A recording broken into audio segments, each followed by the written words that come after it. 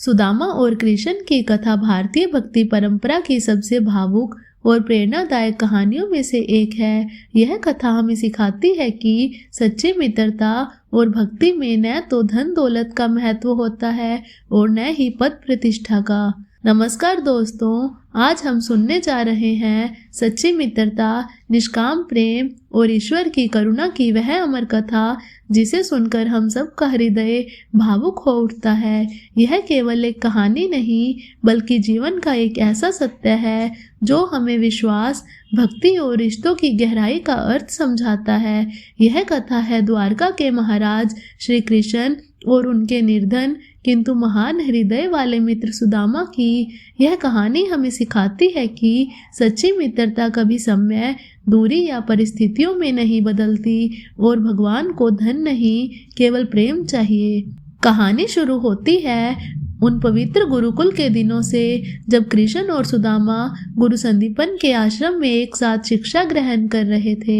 आश्रम का जीवन अत्यंत सादा था। मिट्टी का आंगन, कुटिया की छाया, वेदों की मधुर ध्वनि और अनुशासन से भरी दिनचर्या। वहाँ कोई राजा नहीं था, कोई गरीब नहीं था, सभी शिष्य समान थे। कृष्ण जिनकी आंखों में दिव्य चमक थी और सुदामा जिनके हृदय में अद्भुत सरलता थी, दोनों साथ बैठते, साथ पढ़ते और साथ में भोजन करते और साथ ही आश्रम के कार्यों में सहयोग करते। उनकी मित्रता इतनी पवित्र थी कि वे एक दूसरे की बात बिना कहे समझ लेते थे। एक दिन गुरु माता ने दोनों को जंगल से लकड़ियां लाने भेजा और साथ में थोड़ा सा चिवड़ा खाने को दिया। जंगल में पहुंचते ही अचानक घनघोर वर्षा शुरू हो गई।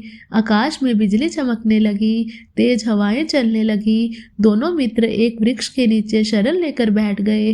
ठंड से कांपते हुए भी वे एक दूसरे का साहस बढ़ाते रहे। सुदामा के पास जो चिवड़ा था वे मन ही मन सोचने लगे कि कृष्ण को भूख लगी होगी, परंतु संकोचवश वे थोड़ा थोड़ा स्वयं ही खाने लगे। कृष्ण सब समझ रहे थे परंतु उन्होंने कुछ नहीं कहा। उनके हृदय में मित्र के प्रति केवल प्रेम था। उस रात दोनों भीगे रहे, भूखे रहे, पर एक दूसरे का साथ नहीं छोड़ा। वही रात उनकी मित्रता को और भी गहरा कर गई। समय बीतता गया, शिक्षा पूर्ण हुई और दोनों ने गुरु के चरण स्पर्श कर जीवन की राह पर कदम बढ़ा दिए। आगे चलकर कृष्ण द्वारका के राजा बने। उनकी नगरी वैभव और समृद्धि से परिपूर्ण थी। सोने के महल, रत्नों से जड़े स्तंभ और चारों ओर सुख समृद्धि थी। लेकिन दूसरी ओर सुदामा का जीवन अत्यंत कठिन था। वे एक छोटे से गांव में अपनी पत्नी और बच्चों के साथ एक झोपड़ी में रहते थे। घर में कई कई दिन तक भोजन नहीं बनता था। बच्चे भूख से व्याकुल हो जाते, परंतु सुदामा के चेहरे पर कभी शिकायत नहीं आती। उनके होठों पर सदैव गोविंद का नाम रहता। उनकी पत्नी सुशीला अपने पति की दशा देखकर व्याकुल हो उठती थी। एक दिन जब घर में अन्न का एक दाना भी नहीं बचा और बच्चे भूख से रोने लगे, तब उन्होंने साहस कर सुदामा से कहा कि वे अपने बाल सखा कृष्ण से मिलाएं। सुदामा पहले तो संकोच में पड़ गए। उन्हें लगा कि मित्रता को याचना का रूप देना उचित नहीं होगा, परंतु पत्नी के आग्रह और बच्चों की स्थिति देखकर वे द्वारका जाने को तैयार हो गए। उन्होंने मन ही मन निश्चय किया कि वे कुछ मांगेंगे नहीं, केवल अपने मित्र से मिलकर लौट आएंगे। घर में देने को कुछ भी नहीं था। बड़ी कठिनाई से सुशीला ने पड़ोस से थोड़ा सा चिवड़ा उधार लिया और एक पुराने कपड़े में बांध दिया। वही सुदामा अपने मित्र के लिए भेंट के रूप में लेकर चल पड़े। कई दिनों की कठिन यात्रा के बाद वे द्वारका पहुंचे। भव्य महलों और चमकती सड़कों को देखकर वे आश्चर्यचकित रह गए। महल के द्वार पर पहरेदारों ने उनके फटे वस्त्र देखकर उन्हें रोकना चाहा, पर जैसे ही कृष्ण को पता चला कि उनका प्रिय मित्र सुदामा आए हैं, वे तुरंत सिंहासन से उठ खड़े हुए और नंगे पांव दौड़ते हुए द्वार तक पहुंचे। कृष्ण ने सुदामा को देखते ही उन्हें गले लगा लिया। उनकी आंखों से आंसू बह निकले।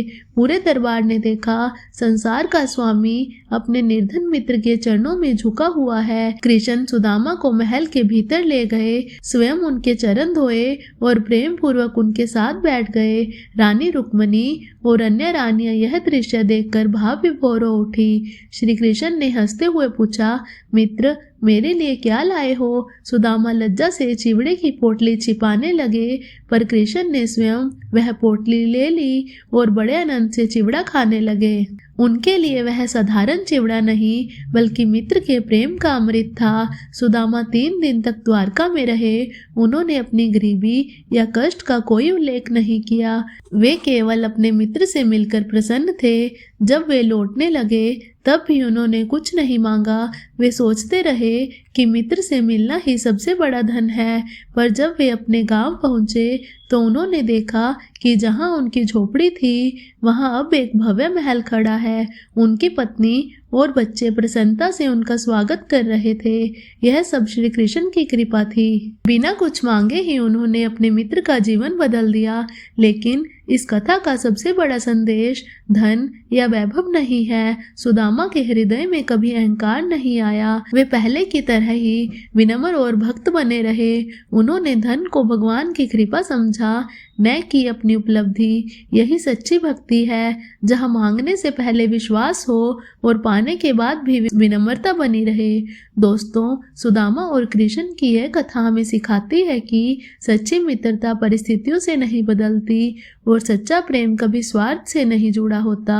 यदि हमारे मन में सच्ची श्रद्धा और विश्वास हो तो भगवान बिना मांगे ही हमारी हर आवश्यकता पूरी कर देते हैं। यही इस दिव्य कथा का सार है। प्रेम ही सबसे बड़ा धन है और विश्वास ही जीवन की सबसे बड़ी शक्ति। तो दोस्तों, यह थी हमारी आज की कहानी। अगर आपको ये कहानी अच्छी लगी हो तो वीडियो को लाइक व शेयर करें तथा चैनल को सब्सक्राइब जरूर कर लें, ताकि आपको आगे भी ऐसी ही कहानियाँ मिलती रहें। जय श्री कृष्ण।